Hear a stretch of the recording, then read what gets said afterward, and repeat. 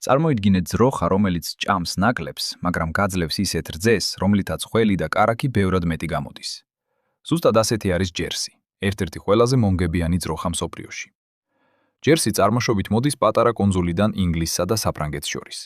იქ საუკუნეების განმავლობაში ფერმერები არჩევდნენ მხოლოდ იმ ძროხებს, რომლებიც ყველაზე მდიდარ რძეს იძლეოდნენ.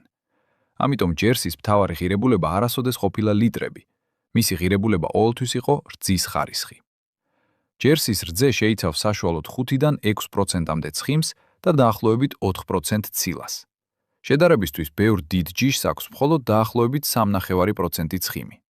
ეს ნიშნავს, რომ 1 ლიტრი ჯერსის რძიდან იღებ უფრო მეტ კარაქს, უფრო მეტ ხველს და უფრო მაღალ ფას ბაზარზე. მაგრამ აქ არის კიდევ ერთი ძალიან მნიშვნელოვანი რამ. ჯერსი პატარა ძროხაა, დაახლოებით 400-დან 500 კილოგრამამდე.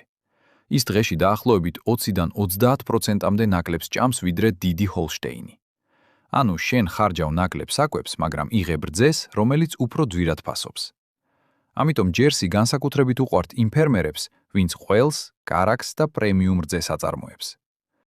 ბევრ ქვეყანაში გადამამუშავებელი ქარხნები ჯერსის რძეს სპეციალურად ეძებენ, რადგან მათთვის ყველაზე მნიშვნელოვანია ცხიმი და ცილა და არა უბრალოდ ליტრების რაოდენობა.